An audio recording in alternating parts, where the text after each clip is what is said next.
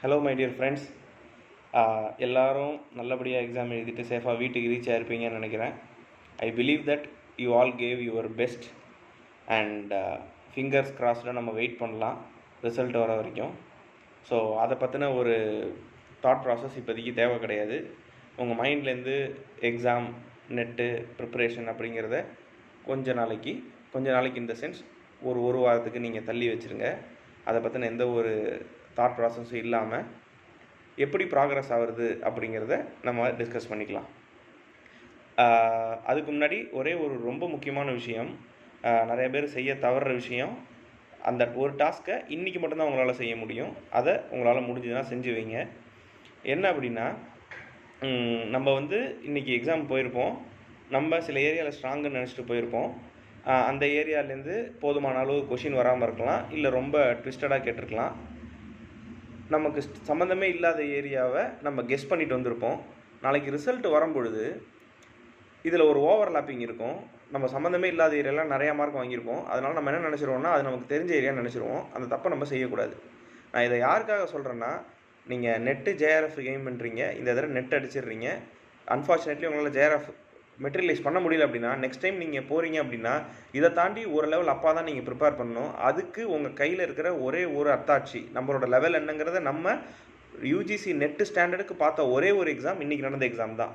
So அதில் நீங்கள் எதெல்லாம் கெஸ் பண்ணீங்க, எதெல்லாம் நீங்கள் ப்ராப்ளம் ஒர்க் அவுட் பண்ணியோ இல்லை உங்களோட மைண்டை அப்ளை பண்ணி நீங்கள் ஆன்சர் பண்ணீங்க அப்படிங்கிறத தெளிவாக நோட் பண்ணி வச்சுங்க.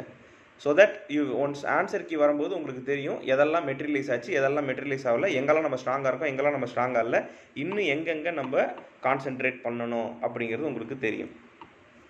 அண்ட் இன்றைக்கி நீங்கள் பேப்பர் 1 ஷிஃப்ட் 1 பார்த்துருந்தீங்கன்னா தெரியும். டேட்டா இன்டர்பிரிட்டேஷன் அது ஒரு ஈஸியான கொஷின் தான். பட் எல்லாருமே ஃபஸ்ட்டு அதை பார்த்தோன்னே என்னடா அந்த டோட்டல் சம்மு கொடுக்கலையே, அது இருந்ததுனால தான் நம்ம ப்ரொசீட் பண்ணுறதுங்கிற மாதிரி ஒரு பிளாங்க் ஆகிருச்சுன்னு நினைக்கிறேன். நிறையா பேருக்கு சொல்லியிருந்தாங்க. ஸோ அந்த மாதிரியான ஒரு சுச்சுவேஷனை நம்ம முன்னாடி பார்க்கல அப்படின்னா இந்த மாதிரியான இடத்துல ஹேண்டில் பண்ணுறது கஷ்டம். அதனால் எல்லாருமே என்ன பண்ணிட்டாங்கன்னா, டேட்டா இன்டர்பிரேஷன் அப்படியே விட்டுட்டு அடுத்தடுத்து அவங்களுக்கு தெரிஞ்ச டாப்பிக்கு போயிட்டாங்க. அந்த மோஸ்ட்லி மீதி இருந்தது எல்லாமே பார்த்திங்கன்னா அந்த டிஎன்பிஎஸ்சி குரூப் 4 அந்த மாதிரி இருந்துருச்சு. யூஸ்வலாக நம்ம நெட்டில் எப்படி எக்ஸ்பெக்ட் பண்ணுவோம்னா, ஒரு ஸ்டாண்டர்டில் ஒரு கான்செப்டுவலாக ஒரு அப்ளிகேஷன் ஓரியன்டாக ஒரு கான்செப்டை எடுத்துக்கிட்டு அதை அப்ளை பண்ணி ஆன்சர் பண்ணுற மாதிரி தான் நம்ம எதிர்பார்ப்போம். பட் இந்த தடவை அன்ஃபார்ச்சுனேட்லி அந்த மாதிரி இல்லை. க்ரோனாலஜிக்கல் ஆர்டரு, இயரு, அந்த மாதிரியான கொஷின்ஸ் தான் இருந்துச்சு. ஈவன் கம்ப்யூட்டர் சயின்ஸ்லேயுமே அந்த மாதிரி கொஷின்ஸ் நிறையா இருந்துச்சு. நம்ம இதை பற்றி அடுத்தது வேறு ஒரு தளத்தில் இதை பற்றி நம்ம டிஸ்கஸ் பண்ணிக்கலாம். ஸோ ஸ்டாண்டர்டுங்கிறது இந்த மாதிரி தான் இருக்குது. நம்ம இதுக்கும் தயார்படுத்திக்கணும் அப்படிங்கிறது இந்த எக்ஸாம்லேருந்து நமக்கு தெரியுது. ஸோ இந்த வீடியோட சின்ன டேக்அவே என்னென்னா, கெஸ் பண்ண கொஷின்ஸை சின்னதாக மார்க் பண்ணுவீங்க. It will be helpful for you for மெட்டீரியலைசிங் other exams in upcoming time. அது ஒரே முக்கியமான விஷயம். அண்ட் கீப் காம், ரிலாக்ஸ், எல்லாமே சக்ஸஸ்ஃபுல்லாக தான் வரும். Don't worry. All the best. Thank you so much.